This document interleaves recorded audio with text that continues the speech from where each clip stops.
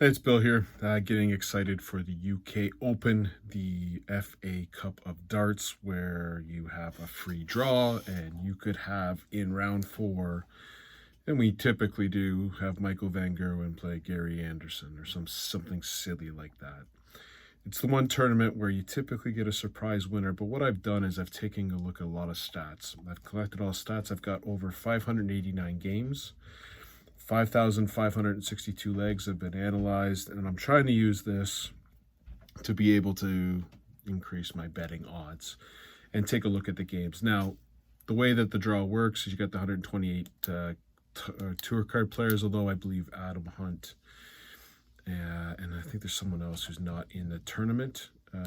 Adrian Lewis, who hasn't played a game yet, so are not in the tournament. So there's going to be two buys, which is really, really weird when you think about it. It's a major tournament and you have two buys. Why wouldn't you put in more qualifiers? But it is what it is. You get some players from the Challenge Tour in terms of tour or the order of merit from the Challenge Tour. And then you've got some Riley's qualifiers that qualified through a local pub night, which is kind of cool. And you have different players coming in at different rounds, and right now the top 32 players have no idea who they're going to play, and they won't find out until Friday, I guess afternoon, midday for Canadians. I guess it'd be 5 o'clock for UK, and then they will get into round four where the games will increase. Now what I've done is taken a look at the stats and tried to piece it together. One thing I'll call out on the stats that I hate, and it does punish some players. It punishes players that go for the 19s. So a Matters Rasma is going to look terrible on my stats. But I'm sure if we collected the 131 pluses, he'd look fine.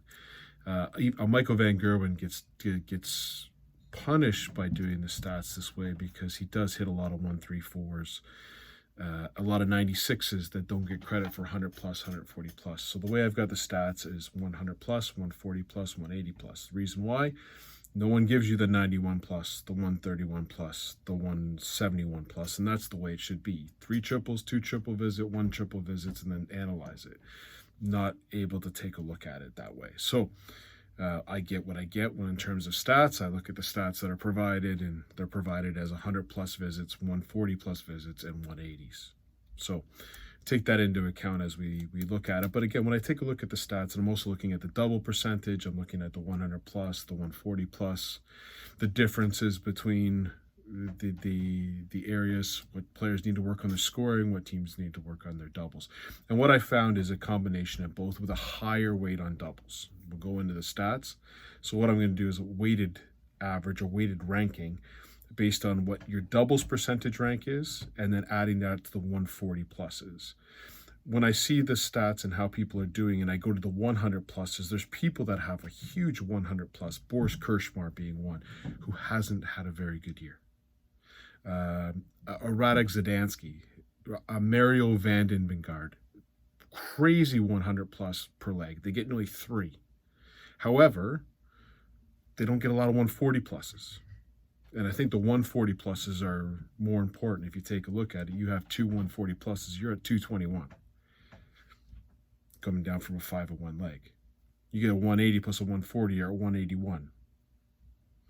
Way more important than having 3 100s that get you down to 201. I'm doing that in 2 visits. So I'm looking at the 140 pluses, or I'd love to be two triple visits, but again, at the end of the day, I have the stats that are provided to me. I use them.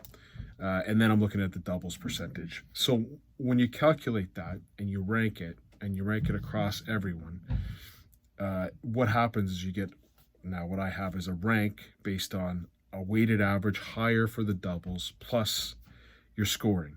And here are the top 10 players in terms of good scoring, good averages, and what I'm going to be looking at going into the UK Open. Now, the crazy thing about this is 2 players in the top 10, 2 players in the top 5 potentially play each other in the second round. Whew. And then they've got a crazy third round game against Alan Suter, who's not a damn bad player himself.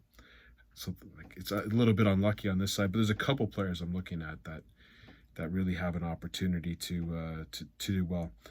So what I'm going to look at first, they don't play Alan Suter. They play Mike DeDecker, who's one of the best 180 hitters. So, but let me go through the best players. On that weighted average, the top 10, first of all, Gary Anderson, not shocked.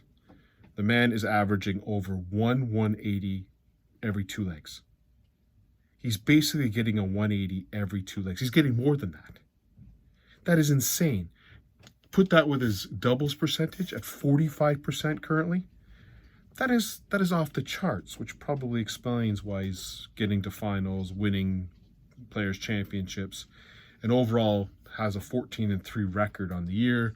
He's won 66% of his legs. He has 84 180s in 156 legs. That is insane.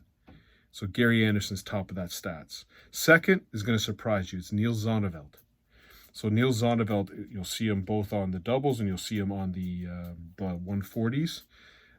He's on the top 10 of both. So if you do the weighted average on the doubles, he actually goes to the second spot, Niels Zonneveld. Now, I've watched Niels Zonneveld play. There's good Niels Zonneveld, and then there's bad Niels Zonneveld. But consistency doesn't seem to be a problem this year. He's done well so far in the first 4 tournaments that he's participated on, so I'm going to keep an eye on him as well.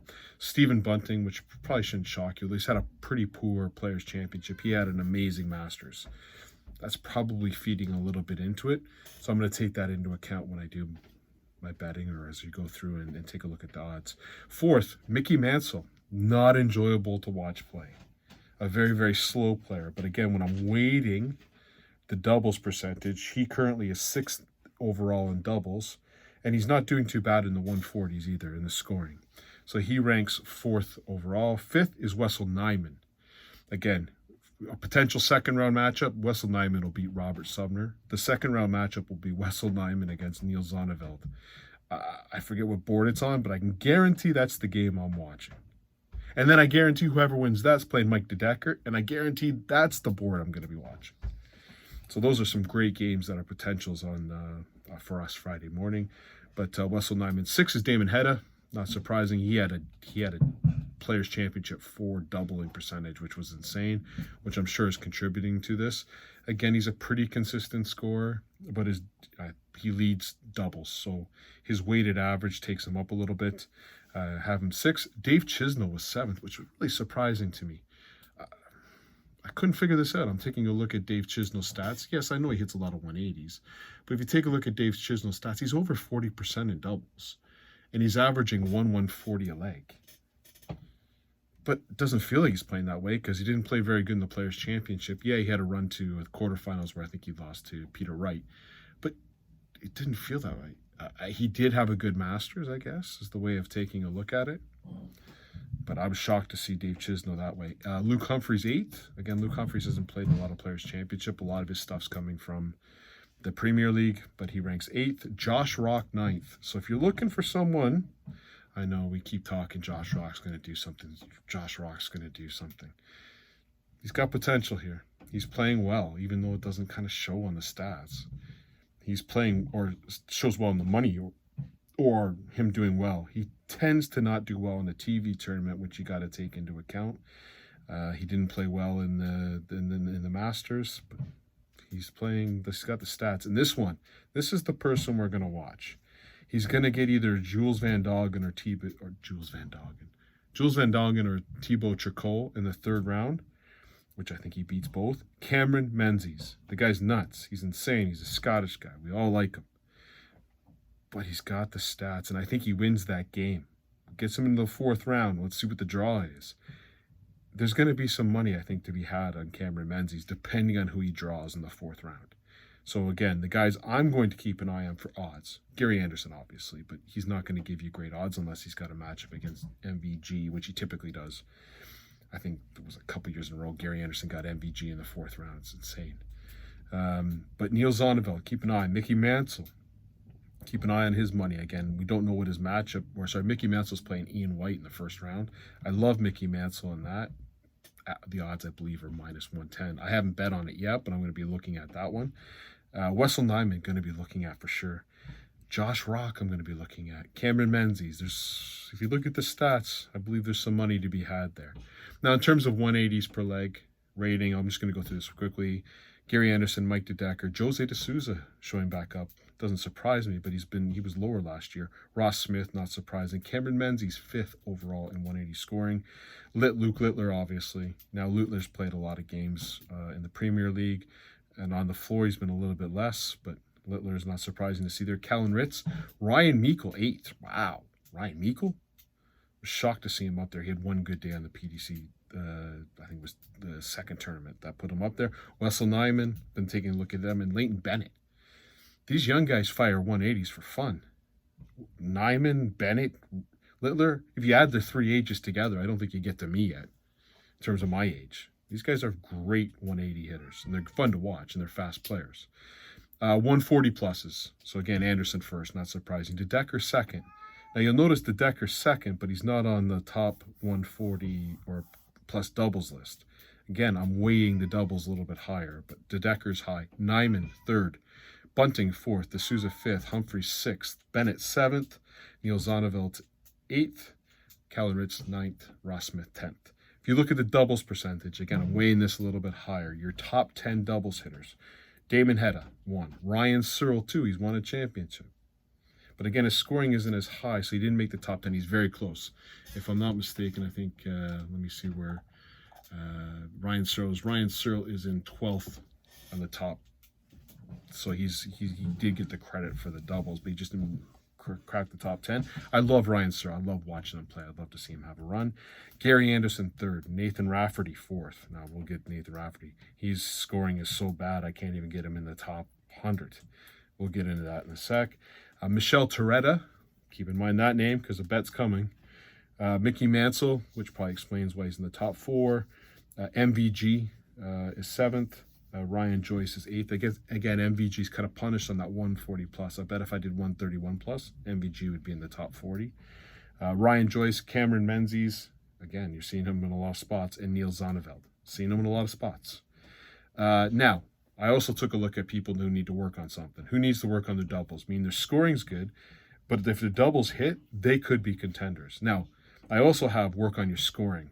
I think, just haven't playing darts myself, sometimes you get lucky at the doubles. You get better at the doubles. Getting better at the scoring, I don't see that happen very often, where all of a sudden someone who doesn't hit 180 just starts banging in 180s. So I'm looking at that work on doubles. There might be some potential there because their scoring's there.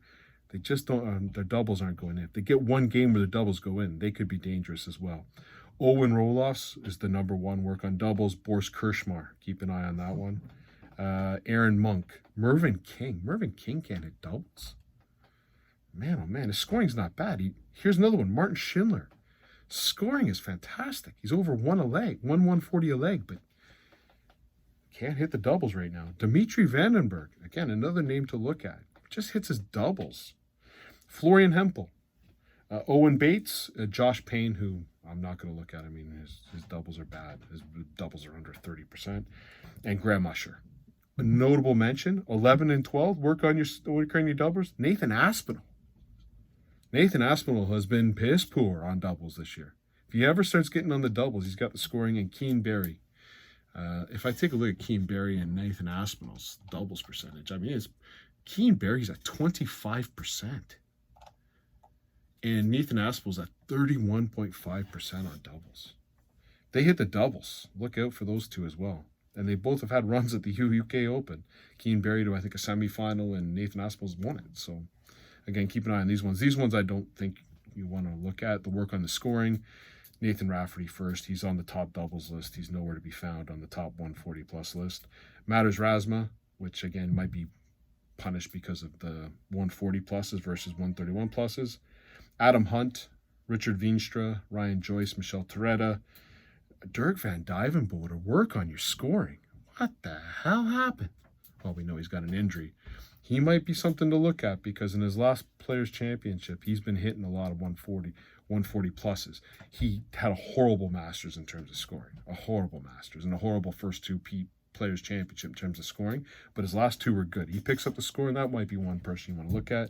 Martin Lukeman, Jelle Klaassen, and Lee Evans round that out. Now, let's get into my prediction. So again, I've talked about the players that you want to keep an eye on.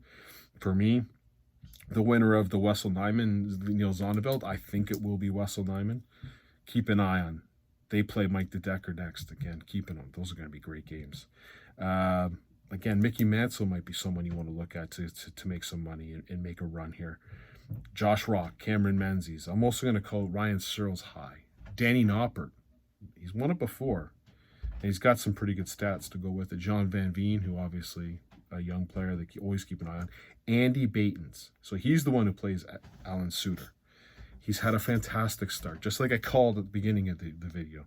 Now, it should line up that he plays Alan Suter in the third round. If Andy Batens gets through, keep an eye on him. We want to make sure that there could be some money to be made off him. Now, he's got to win his game before I can see his odds against Alan Suter. But I'm probably all over Andy Batens when he gets there, and I'll see the odds, because probably Suter would be maybe the favorite in that one, and I'll be jumping on Andy Batens very quickly. And of course, Jim Williams is someone to take a look at. I think he's got a pretty easy round 3 game. It'll end up being someone like Conan Whitehead or Leonard Gates. So I like Jim Williams to get through the 4th round, and then he can do some damage. But here's my bet. So I went through my stats, and I'm going to use my stats except for one game. Rusty Jake Rodriguez against Ron Muhlenkamp. So I'm taking Rodriguez to win that one. Good odds. I don't think Muhlenkamp's a good 180 hitter, but he's terrible on his doubles.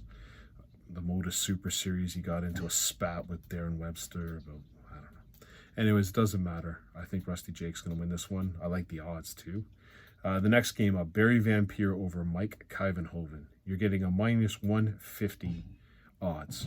Here's the stats. Barry Vampire is 38th overall in my ranking, and Mike Kivenhoven is 108th. There's a 70 ranking gap between them when I do my, we'll call it advanced analytics. It really isn't advanced analytics, it's weighted averages. I am all over that at minus 150. So if I lose that Rusty Jake Rodriguez game, another game's going in, I'm betting hard on Barry Vampire at minus 150. Here's another one to look at. Michel Toretta against Robert Grundy. Michel Toretta is minus or plus 120. He is the underdog playing Robert Grundy. Their stats right now, Michel Toretta is 36 ranked in my league, obviously with the doubles, or in the way that I'm doing it. Robert Grundy is 109. There is a 73 gap in terms of how they've played. Now, Michel Toretta only played 2 tournaments. Okay. Robert Grundy's played 4. Okay. That's a huge gap. And I'm getting plus 120 odds on that. Please and thank you. I am going to use my stats to see if they work. So if you 3-team parlay that up, or a Rusty Jake Rodriguez over Ron Muhlenkamp, Barry Vampire over Mike Kivenhoven, and Michel Toretta over Robert Grundy, a $10 bet gets you $70. Yes, and thank you. Now, as I go through this, again, I've given you some people to take a look at. I hope you've enjoyed the video. What I'm going to try to do, obviously, during Friday, it's going to be crazy because games are going to be finishing. The next game's going to be starting. You're going to get the odds. I'm going to try to look at my odds and try to make plays, but I'm going to look for those specific players. But once they've done the draw for Friday, I'll try to jump on quick to do a Friday afternoon, who I like and what are the best odds. And obviously from that point forward, there's going to be a little gap as they start to draw, and I'll go on and give you my stats and what I think. Again, I'm going to use my weighted stats. Let's see how they do. Hope everyone enjoyed the video, enjoyed the darts. It's one of my favorite tournaments because you have no idea who's going to play who. You could have a first round game of Luke Humphreys and Michael Van Gerwen. Who knows? Cheers.